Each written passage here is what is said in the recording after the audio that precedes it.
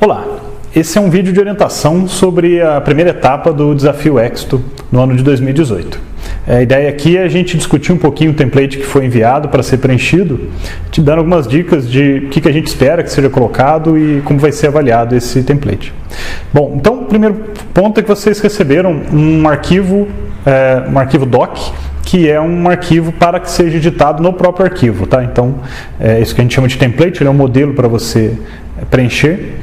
Note que está uma série de orientações que geralmente estão marcadas em laranja, uma série de links para que toda a informação esteja nesse mesmo arquivo, mas conforme você vai preenchendo, você pode ir apagando essas coisas para poder ficar apenas a tua informação, aquilo que você tem que colocar, tá?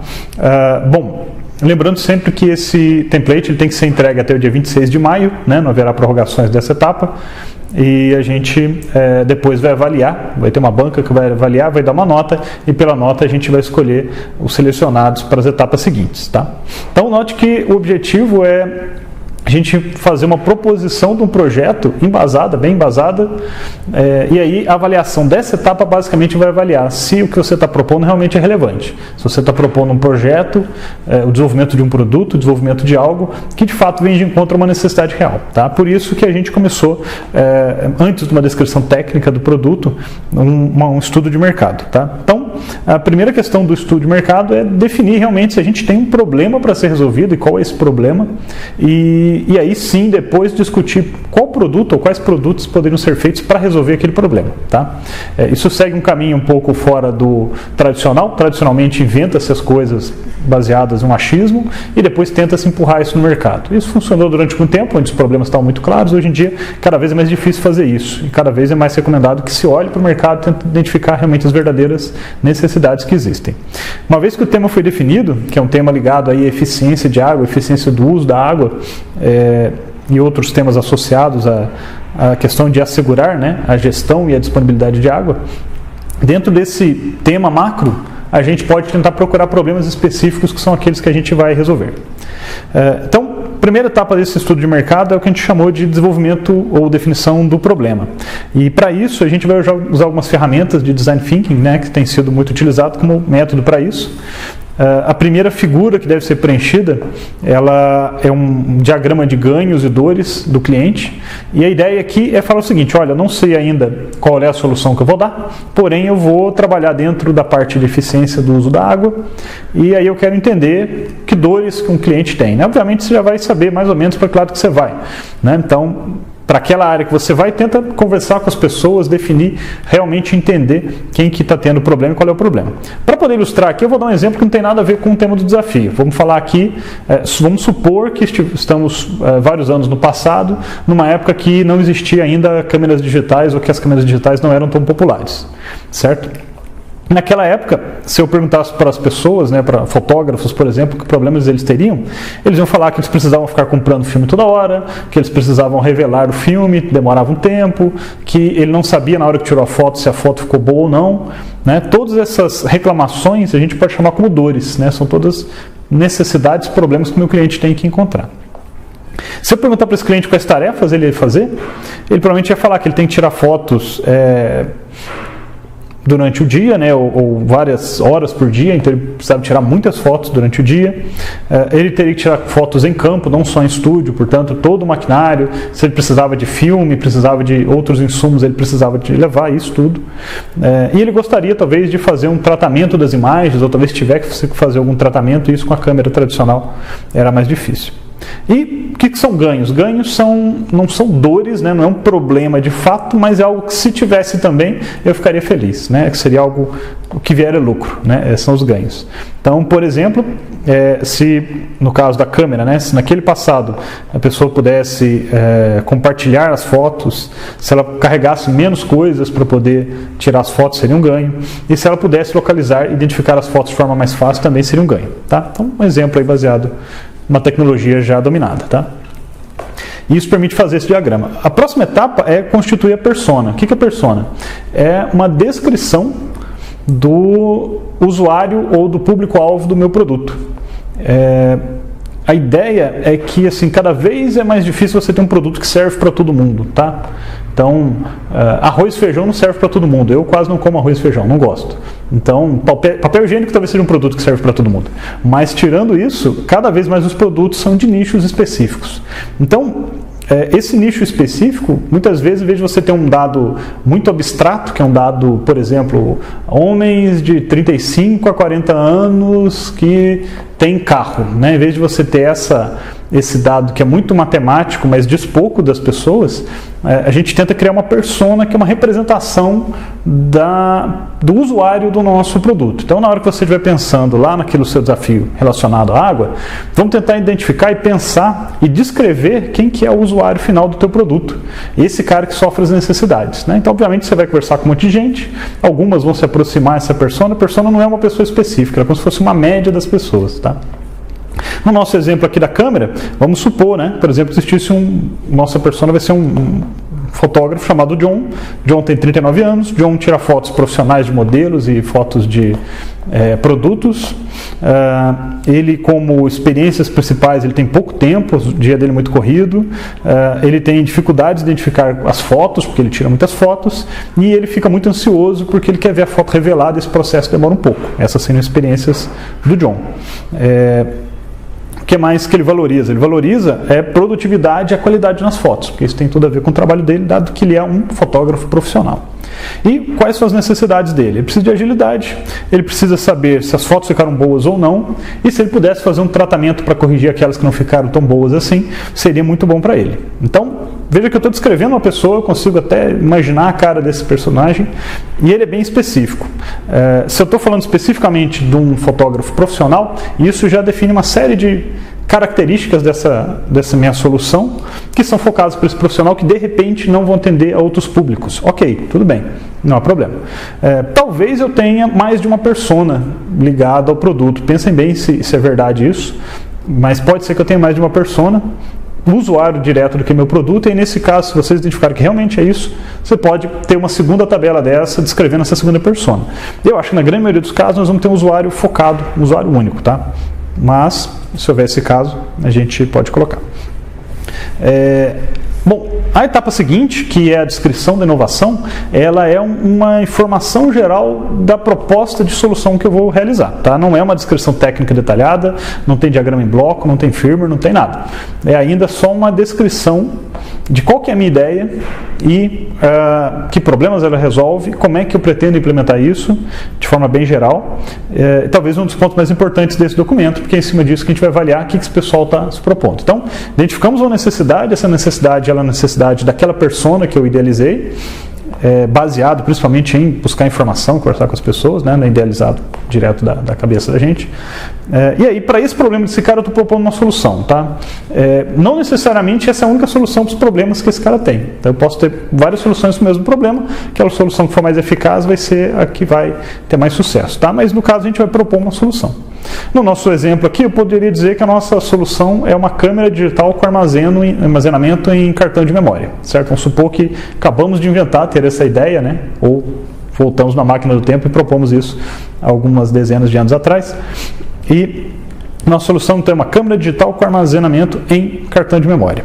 Como ela funciona, né? Então, posso dizer, por exemplo, que ela é um equipamento digital que tira fotos e armazena essas informações num cartão de memória usando um formato de arquivo lá que depois eu consigo abrir no computador. Essa é a minha descrição simples e resumida. Por que ela é a melhor experiência do usuário? Por que ela é melhor do que as câmeras que já existiam ou já existem, né? Estamos supondo aqui que é um mundo de câmeras analógicas, né? De câmeras com filme, na verdade. E ela melhora a experiência porque as fotos são gravadas digitalmente, não tem nada não tem revelação e também eu consigo ver na hora o resultado das fotos que eu tirei. Isso vai melhorar, isso são os pontos que eu identifiquei naquela minha persona que vão melhorar a experiência dele. Quem irá usar esse produto? A gente já definiu que são fotógrafos profissionais, e aí a persona que a gente descreveu é o tal do John. Outras pessoas podem usar? Podem, mas eu estou fazendo um produto para o fotógrafo profissional. E por fim, como vai ser implementado? Aí eu posso até ser um pouquinho mais detalhado. Como trata-se de um produto, né, essa implementação talvez tenha que ser uma coisa mais técnica. Então, no nosso caso, vai ser uma câmera que usa um sensor CCD, né, que é uma câmera digital. Esse sensor ele tira uma informação, tira uma foto. Essa foto ela é tratada através de processamento de imagem e depois vai ser armazenado no cartão de memória num formato de arquivo que eu consigo ler no computador, por exemplo. Tá? Então essa é uma descrição um pouco mais detalhada. Se fosse um serviço, eu teria que descrever como é que eu implemento esse serviço. Bom, o próximo passo então é a definição do diferencial competitivo. Tá? Então, primeira coisa, esqueçam, vocês não vão inventar um negócio que não tem outro igual. Tá? É muito difícil acontecer isso, com certeza existe algum produto que é concorrente ou no mínimo substituto. Tá? É muito difícil você falar, poxa, inventei um negócio que não tem nada. Isso na verdade passa a informação que você não pesquisou o suficiente. Então vamos identificar dois tipos de concorrência para a nossa ideia. A primeira concorrência é de concorrentes mesmo, né? Vou usar o termo concorrente como um produto que faz basicamente a mesma coisa, é basicamente o mesmo produto do qual eu me diferencio por alguma característica diferenciada. Por exemplo, vamos falar do nosso caso aqui, eu estou criando uma câmera digital com sensor, com gravação em cartão de memória, e ela vai concorrer diretamente com as câmeras antigas, as câmeras analógicas que tinham filme. Tá? Esse é o meu concorrente que foi identificado. Se eu pesquisar um pouquinho mais, eu vou descobrir que, já existem câmeras digitais, só que elas usam um armazenamento em disquete, né? Isso existia, câmeras digitais com armazenamento de disquete. Então ela é um concorrente do meu produto também. Tá? Então, concorrente é aquele cara que faz a mesma coisa e vai substituir o meu produto fazendo a mesma coisa de uma forma muito parecida. Tá? Então, é muito provável que o que vocês proponham tenham concorrentes. Não fiquem tristes com isso, porque na verdade a questão não é inventar um negócio que ninguém nunca fez. A questão é, mesmo algo que já existe no mercado, ter características que o diferenciam a ponto de gerar sucesso. Tá? Se pegar um iPhone, ele não tinha nada absolutamente inovador, inédito. Ele era uma composição de coisas que já existiam smartphones, já existiam PDAs, né, que eram computadores portáteis com tela touch, então todas essas coisas já existiam, só que um arranjo de características tornou a experiência tão boa que aquele produto teve mais sucesso do que os anteriores ou os produtos concorrentes. Tá? Então não é uma questão de ser o único, é uma questão de ser o melhor. Então, nessa tabela, o que a gente vai fazer? Listar o nosso produto, listar os produtos concorrentes que a gente identificou, listar as características que a gente considera relevante e pontuar aí com uma escala de 1 mais até 3 mais, qual a comparação do nosso produto com os demais nessas características. Então, eu poderia, por exemplo, fazer uma tabela da câmera digital com armazenamento em cartão de memória que a gente acabou de inventar e comparar isso com uma câmera analógica de filme tradicional e também comparar isso com uma câmera digital com armazenamento de disquete que eu descobri que tem alguém fabricando na Ásia e eu não sabia que existia essa câmera digital, mas agora eu coloquei ela aqui na minha pesquisa para conseguir identificar e vou comparar com ela. E aí, algumas características a gente vai comparar. Preciso ser melhor em todas as características? Não, obviamente não preciso ser melhor em todas as características, o que a gente quer é uma comparação honesta, né, entre as características, no sentido de, olha, poxa, aquilo ali o cara é melhor, porém, isso aqui, o meu é mais interessante. Por exemplo, as primeiras câmeras digitais tinham qualidade pior do que as câmeras analógicas, né, as câmeras de filme. Porém, ela tinha outras características que tornavam elas mais interessantes. E aí você abre mão da qualidade, por um tempo, pelo menos, para ter esses outros ganhos, tá?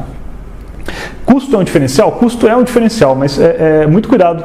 Se a tua única característica, se a tua única vantagem competitiva é em custo, você já começou mal em termos de competitividade de produto. Tá? Então, poxa, eu faço um negócio que é muito mais barato do que a concorrência. Legal. Só toma cuidado com isso, que a formação de custo é, às vezes, um pouco complicada. Bom, aí tem o produto substituto. O que é o produto substituto? É um produto que gera o mesmo resultado final, porém de uma maneira bastante diferente. Então, vou dar um exemplo com o carro. O carro tem vários concorrentes. Eu tenho um Palio, tenho um concorrente dele que é o Gol, outros fabricantes, né? Porém, eu poderia obter o mesmo resultado, que é o deslocamento de um lugar para o outro, numa moto. Eu poderia ter o mesmo resultado numa bicicleta, eu poderia ter o mesmo resultado no transporte público. Então esses são produtos substitutos. Eu não tenho como comparar a compra de um carro com a passagem de metrô. Então, inclusive de custo, são processos totalmente diferentes. Porém, o resultado final concorre. Eu não tenho como comparar o custo de comprar um carro com o custo, por exemplo, de andar de Uber. Mas eles são concorrentes a ponto de, em alguns locais do mundo, as pessoas têm comprado menos carro. Então, esse é o produto substituto, aquele produto que faz a mesma coisa. Então, no nosso exemplo da câmera, a gente poderia dizer que, poxa, tem celulares que tem câmera. Então, ele é um produto substituto para a minha câmera profissional digital. Sim, é verdade. Eu poderia ter filmadoras, né? Poxa, com a filmadora eu poderia filmar, em vez de tirar foto, então eu quero fazer um registro daquele negócio, eu quero fazer uma peça publicitária, ela tem o mesmo resultado. É verdade, poderia ter. Então, seriam exemplos aí de produtos substitutos. Novamente, eu vou pegar características e comparar. Por exemplo, uma câmera profissional digital sempre teve qualidade de foto muito melhor do que câmeras em celulares, né? Então, isso é uma forma de comparar os produtos. Bom, a outra etapa é a precificação. Precificação é importante no sentido de ver a viabilidade econômica daquele produto. Não adianta a gente falar, poxa, eu identifiquei um problema que é fantástico, a câmera aqui, legal, desenvolvi um produto que a solução é muito legal, o mercado vai adorar. Já testei com algumas pessoas, eles gostaram da minha câmera, mas ela custa 13 mil reais cada câmera dessa. Pode até ser que tenha quem pague 13 mil reais por essa câmera, porém, talvez a escala disso não permita colocar um negócio funcionando. Tá? Então, é interessante fazer uma análise de precificação no sentido de saber quanto custa, mas principalmente, mais importante, é quanto que o mercado está disposto a pagar. Eventualmente a gente chega em soluções muito legais que as pessoas falam, poxa, fantástico essa solução. Né? O que você achou? Fantástico. Compraria? Pagaria 200 reais por isso? Ah, não, eu não pagaria. Pagaria 10. Pô, mas 10 reais eu não consigo implementar. Então, a gente tem que ter essa ideia, esse sentimento da precificação e aí voltar lá naquelas pessoas com quem a gente discutiu o problema e falar, poxa, eu tenho essa solução e ela tem um custo na média de tal. Você acha que é viável, não é viável? Então, tomar cuidado com essa parte. A gente pode errar muito para baixo, ou seja, ter um preço muito abaixo que a pessoa estaria disposta a pagar. Então, na verdade, eu poderia cobrar muito mais caro da pessoa e assim ter um negócio mais lucrativo. Ou eu posso errar muito para cima, colocar um preço que ninguém estaria disposto a pagar. Tá? Então, precificação é para vocês pensarem um pouquinho nesse tipo de coisa, inclusive no modelo de negócio, que não necessariamente é só a venda de produto. Você pode ter um serviço e o produto está associado ao serviço. Por exemplo, canais de TV paga. Você tem um hardware, que é o decodificador, mas você não compra decodificador, você paga uma assinatura. Tá? Então, há alguns modelos de negócio diferentes. No próprio material aqui está descrevendo alguma coisa. E você também tem que identificar o teu preço e a forma, se é uma venda, se é locação, subscrição ou qualquer outra forma de venda que você identifique. Tá? Obviamente, nas etapas seguintes, a gente vai focar no desenvolvimento técnico da solução que foi colocada. Mas nesse momento você pode pensar um pouquinho aí do ponto de vista do negócio, qual que seria a forma de venda mais adequada para isso. Isso muitas vezes impacta na solução técnica depois. Bom, uma das últimas coisas que a gente tem que fazer é o famoso canvas de modelo de negócio, que é uma forma simplificada de representar um desenho de um negócio. Tá? Então a gente identificou um problema, propôs uma solução para ele, já fez uma precificação, identificamos a nossa persona e a gente tem quase todas as informações para montar esse canvas, esse quadro. Esse quadro tem que ser muito objetivo, então a ideia é que eu sobre essa figura eu preencha alguns quadros, né, com alguns textos bem objetivos que identifiquem o seguinte. A gente sempre começa a saída de segmentação de mercado. Tá? Então você tem que falar, poxa, para quem que é o meu produto? Pegando nosso exemplo, fotógrafos profissionais, ponto. Posso ter mais de um segmento de cliente? Posso, mas se a gente focar num só, já vai ser muito bom pelo tempo e pelo trabalho que a gente tem para fazer. As relações com o cliente, como é que eu interajo com esse cliente? No caso da câmera, provavelmente eu vou ter que fazer demonstrações, workshops para mostrar a câmera digital, eu vou apresentar artigos em revistas profissionais, mas outros produtos podem significar que eu tenho que visitar o cliente, que eu tenho que fazer uma demonstração em loco, que eu tenho que ter um ponto no shopping para as pessoas poderem experimentar, ir lá e ver, e eu entender as experiências delas, enfim. A gente tem que discutir como é que a gente trata com o cliente. Os canais são os canais de distribuição, então como é que isso sai de mim e chega no cliente? É venda direta? É venda através da internet apenas? É venda através de grandes lojas? A gente pode pensar um pouquinho, imaginar como é que seria o desdobramento da venda desse produto. A proposta de valor é aquilo que eu estou entregando, é a principal parte do meu produto, é aquilo que eu apresento para o meu cliente para ele comprar. No caso da câmera, não é uma câmera, não é isso que eu estou vendendo. O que a gente está vendendo é você poder ver as fotos que você tirou na hora, você armazenar isso tudo num único cartãozinho e não num monte de filme, é você poder pegar esses arquivos e colocar no computador. Isso que é a proposta de valor da câmera, e não a câmera em si. Tá? Atividades-chave. As atividades-chave são aquelas que eu preciso dominar, realmente eu tenho que fazer e tenho que ser muito bom naquilo para poder entregar o meu produto. Por exemplo, um fabricante de câmeras, a gente pode imaginar que a tecnologia do sensor da câmera, né, a tecnologia do componente eletrônico que faz a conversão em imagens, tem que ser uma coisa do meu domínio, certo? Eu tenho que ser muito bom nisso, porque isso vai me diferenciar de outros fabricantes de câmera, por exemplo. Tá? Outras atividades-chave, nosso exemplo, por exemplo, controle de qualidade. Poxa, eu vou vender câmeras profissionais, eu tenho que ter um controle de qualidade muito bom, não abro mão de cuidar disso pessoalmente, né, entre aspas, para poder garantir o sucesso daquela proposta de valor. Como regra geral, o que não é atividade-chave eu vou terceirizar. Quem vai fabricar a câmera? Eu posso contratar um fabricante, não preciso ser fábrica de câmera.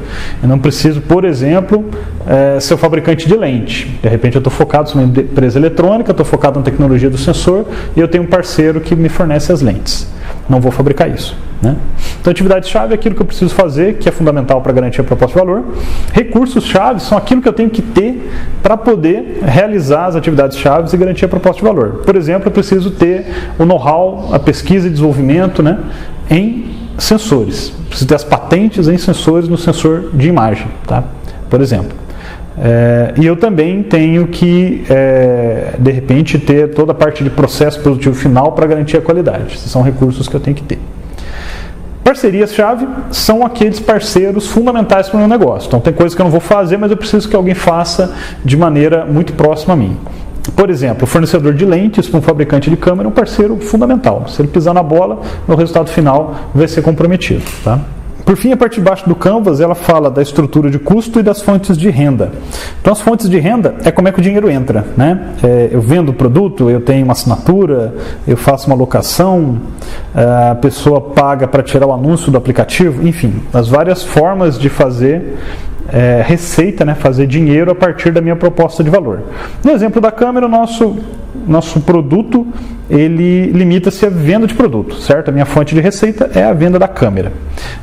Essa é uma forma bastante tradicional aí para a maioria dos produtos, mas eu posso, como eu já disse, ter outras fontes de receita que não são necessariamente vindas exclusivamente da venda.